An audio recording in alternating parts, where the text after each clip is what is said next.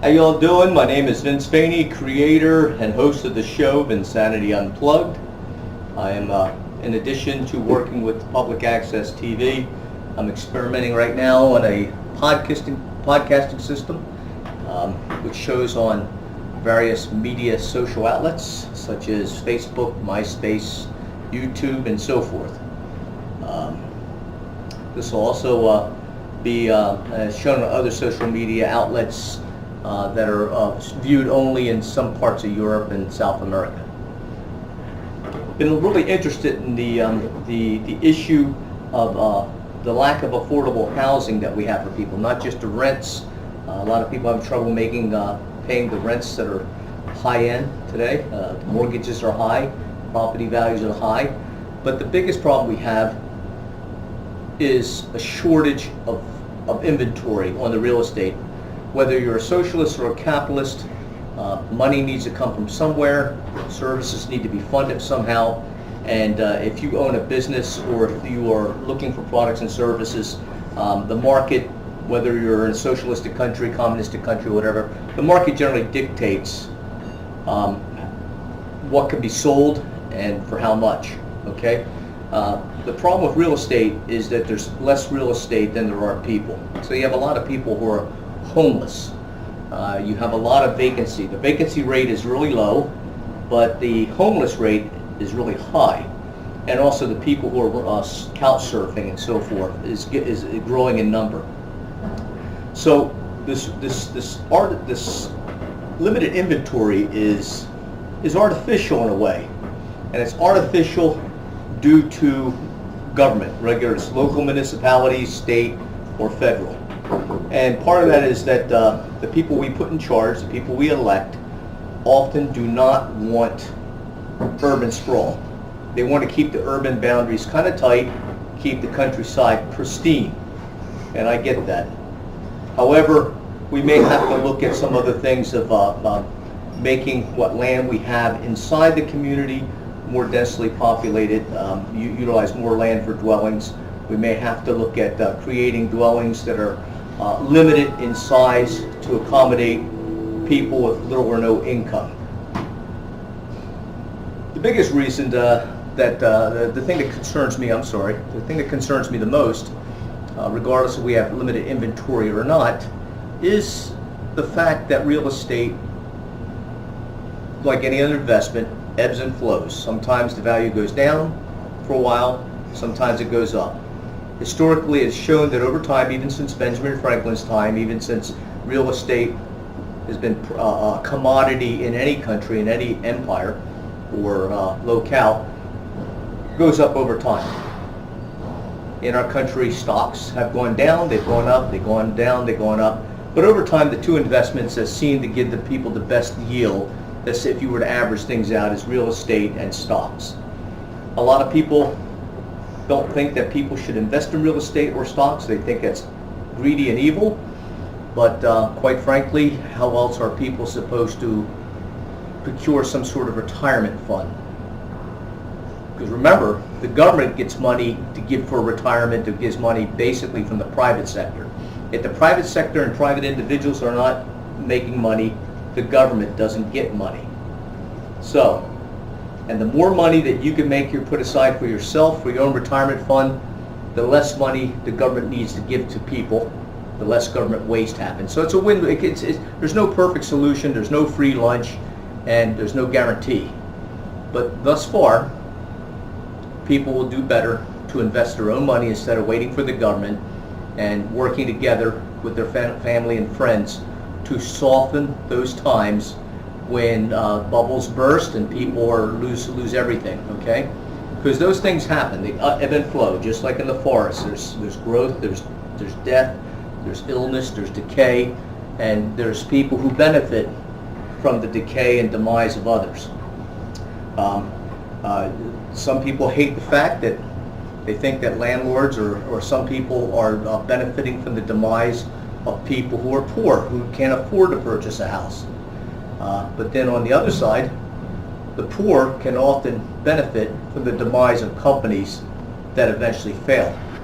If you looked at the book In Search of Excellence, They were basically, this book was listing all these top corporations that also were making a heck of a lot of profit and also had a high happiness index for the people they worked for. But all companies don't last forever. Nothing lasts forever, and they eventually died. And in Search of Excellence, the new books, you have a whole list of different companies. But before that company goes down, it's doing well, creating jobs, creating income for the country, creating services and products. Then it starts to take a nosedive, just like each and every one of our lives happen to do. As we get older, we start taking a nosedive. All right, when we're in the ground, the worms will just take advantage of our demise, the bugs, the beetles, the boll weevils, and all that. When a company starts going down, they have to lay people off, they lose customers, all these things start happening. People come in and divide the company off and sell it in parts. Then you got people who are poor like me or you know, who basically could not afford to pay full market for many materials, office equipment, office space, and so forth. And but when we can afford to purchase things pennies on the dollar when a company is dying. So from death comes rebirth. The same process happens within our bodies. It happens within the universe. It happens in old growth forest. And the one mistake that people don't want to, the one mistake people are making is they think that the economy and society needs to be like BLM land, where it's just basically a homogeneous tree farm. And actually, that's not a very healthy, sustainable, ecological system. Neither would be an economy or a body politic if it was too homogeneous. So, but the thing is, in every situation, there's whether it's socialism, communism, capitalism, or whatever ism, whatever economic, political ism we have ebbs and flows, and there's a cycle where some people lose what they have and fall through the cracks. In some countries, there's severe poverty and homelessness. So, as a community, what can we do instead of waiting for government to help each other to soften the blow if we lose our job, to soften the blow if we lose our house, to soften the blow if we lose our health? There are things that we can do. For instance, I advocate that we follow some of what a lot of the immigrants who come into this country.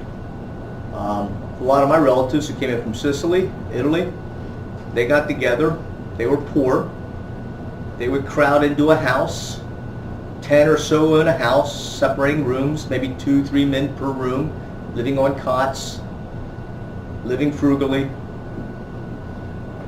working a couple different jobs at the steel mills and so forth, saving their money, and then they would pool their resources to purchase food in bulk, get things in bulk, to purchase maybe a property or a business. These are things that we can do. Now, there's a lot of people who think that we should take the money from people who own businesses now, regardless if you own a Taco John's or if you own IBM.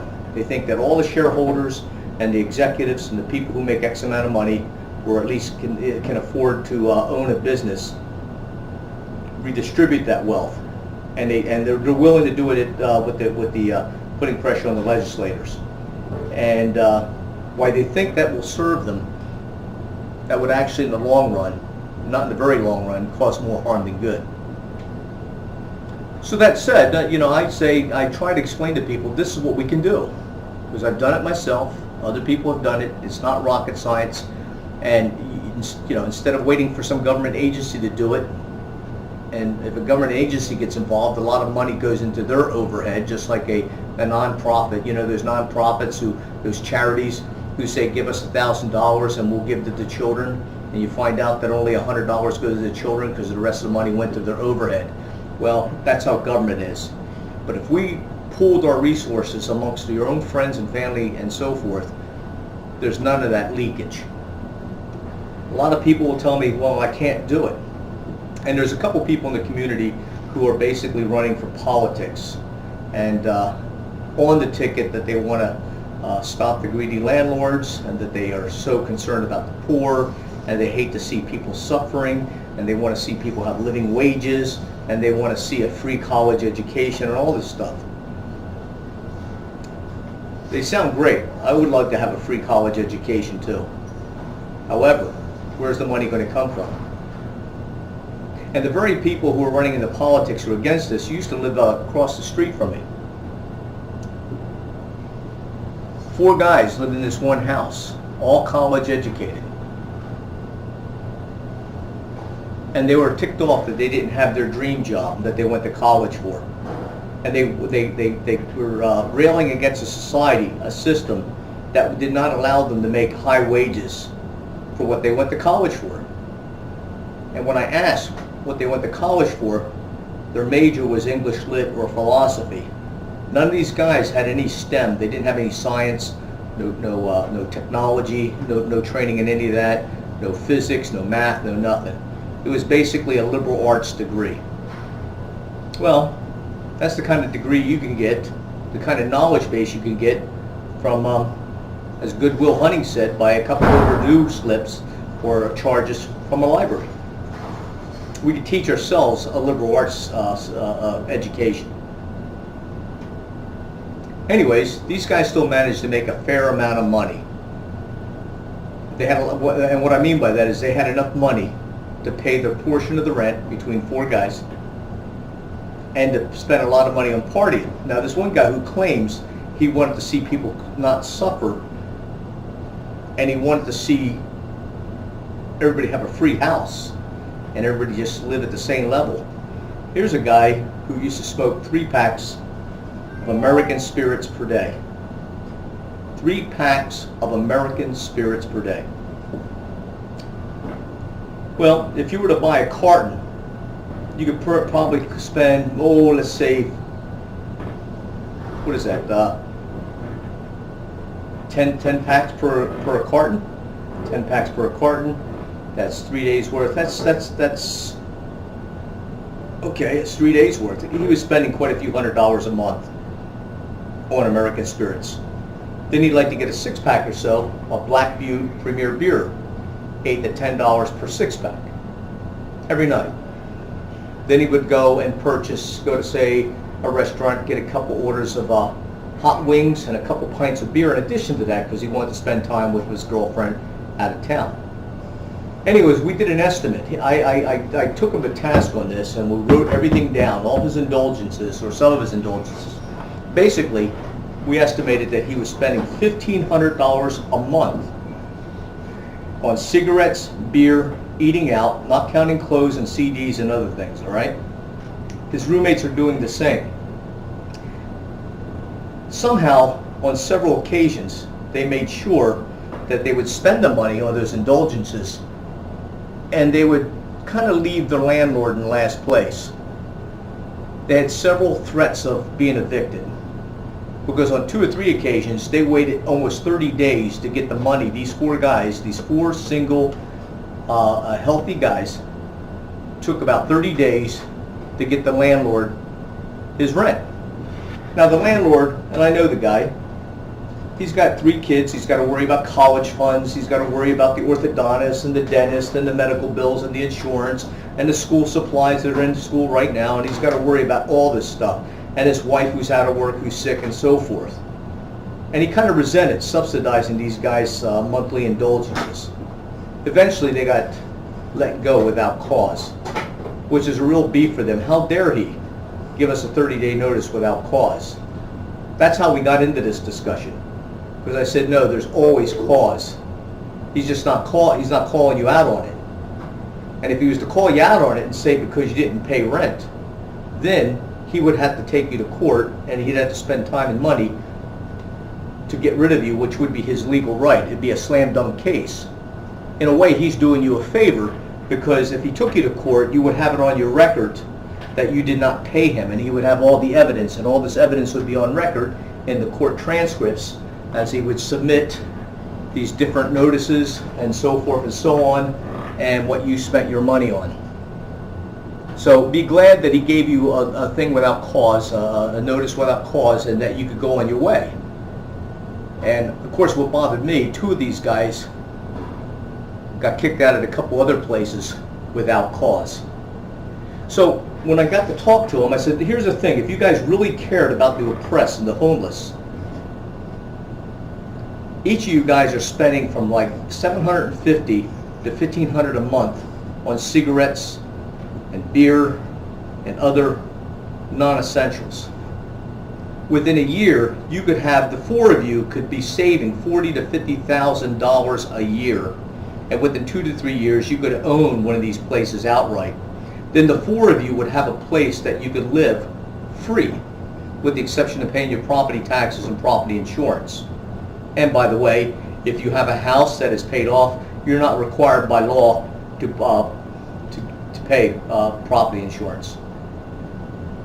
So that's $150. I mean, that's four guys could live. Four single guys could live in a place for free, and then they would have more discretionary income with their thousands of other friends they claim that they have that care about the homeless, to start investing the money instead on indulgences into properties of which they could get other people who are less fortunate than them to live. It's not a hard plan. And with each house you pay off first, the next house you could pay off sooner, and the next house even sooner, and then sooner, at an exponential rate until you're just purchasing houses and paying them off 1 month at a time. Within one generation, you could have a whole community where at least all the properties are paid off. I mean, that's mathematically, that's how it's possible. Then when houses are paid off, you could basically charge whatever rent you want. I bought this computer. Bought it for $1,500. I own it outright. I could sell it to you today for $5 because I own it outright. When you own property outright, you could rent it for whatever you want. You could sell it to whoever you want for whatever you want, and you don't have to charge any specific interest rate. So why aren't people doing this? Now, most people don't know about this because they just don't know. It's overwhelming. Even a lot of people who own their own homes don't know this is possible. But what really bothered me, these really smart kids who lived across the street from me, these college-educated kids, when I got out a blueprint and showed them on an Excel spreadsheet, this is how it can be done, I saw the look in their eyes, and the look in their eyes is they had a complete understanding of how and why this could work. And yet, they're still renting, still complaining about the greedy landlords, and there's still, a couple of them have yet got another termination without cause. Now, it's a small community. Eugene's a small community, so I know that these people, they're still involved with their indulgences. Now, I would like to see everybody have affordable, even possibly free health care. But it bothers me when people spend $1,500 a month on cigarettes and beer, things that destroy their health, things that destroy their lungs or liver and so forth, and just assume that we should have the type of society that would just give them a free liver transplant, lung transplants, and everything else. That makes me feel a little queasy. Each of us have to decide how we feel about that. But forget about all that. We can all work together to make sure we take the existing inventory on the market and own it outright. That's the kind of socialism I would like to see, without government mandate, without the government in charge. Us involved in socializing, nationalizing our housing, but doing it from a grassroots level and on up. That's the only way it will work. Any other method is expecting other people to care and do for you what you're not willing to do. Just my opinion. And again, this comes from a space of a person who was once homeless. And actually, I'm living in a van right now for a while until I get some of my projects on foot. But just tell me what you think. It can be done. And if you were to take, like if you had church groups, if you took 100 people, think of 100 friends, 100 people that you know who feel like they would like to see the homeless situation alleviated. Take 100 other people you know that just are so outraged that properties are so darn expensive and rents are so expensive and mortgages are so expensive. You get 1,000 people or 100 people who invest $1,000 each, and they could pick up a decent. They could pick up have a lot of ownership. I mean, You can turn things around. You can do syndications. You can protect yourself so none of you are ripped off. It's not rocket science. It's not a free lunch, and there are risks involved. But with 100 people, in many ways, you minimize your risk. You minimize the investment. You're doing things the old-fashioned way, the way my forefathers from my immigrant forefathers. So, that's all. Thanks much.